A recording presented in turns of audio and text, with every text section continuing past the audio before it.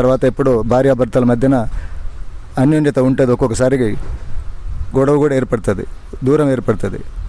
అప్పుడు జ్ఞాపకం మనకు వస్తారు ఎవరో మన చిన్నప్పుడు ఉన్న వాళ్ళు ఇప్పుడు ఈ సందర్భంలో వాళ్ళు ఉంటే నేను హాయిగా ఉందును కదా అన్న భావన వస్తుంటుంది. అట్లా చెప్పుకునే సందర్భంలో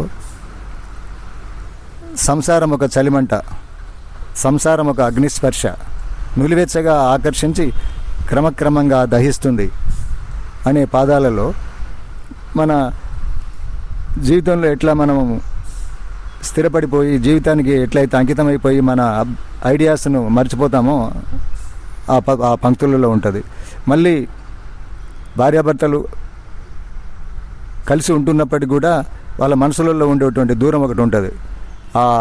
అటువంటి ఐడియాస్ని, ఆ భావాన్ని చెప్పడానికి నేను సమూహంలో ఏకాకిని, ఉప్పు సముద్రం మీద దాహార్తిని, ఇటువంటి లైన్స్ వస్తాయి. అవి ఇదంతా వాస్తవం అయితే కవి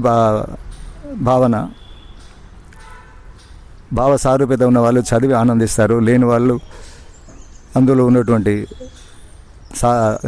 నిజము అనిజము అనేది ఆలోచిస్తారు. అందుకని పుస్తకం మనం రాస్తాము, చదివితే ఆనందిస్తాము. అది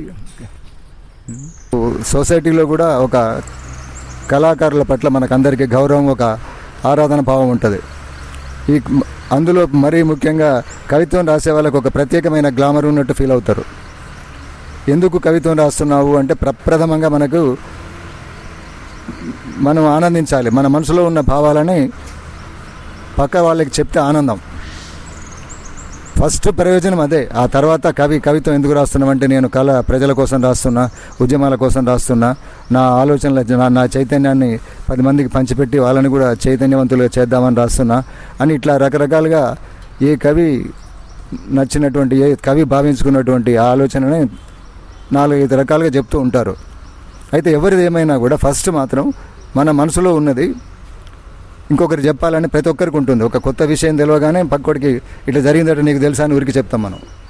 అట్లనే మన మనసులో వచ్చినటువంటి ఒక భావం పక్కవాడికి వినిపించాలనేది, వాడి చేత ఒక ప్రశంస పొందాలనేది తక్షణ ప్రయోజనం.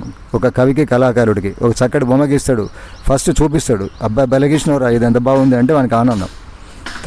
తర్వాత ఎందుకు నేను గీయాలి అని ఒక దృక్పథాలు, ఆ భావాలకు తగ్గటువంటి ఒక లక్ష్యాలు ఏర్పడ్డప్పుడు ఆ కళ ప్రయోజనం మారుతూ ఉంటుంది. మామూలుగా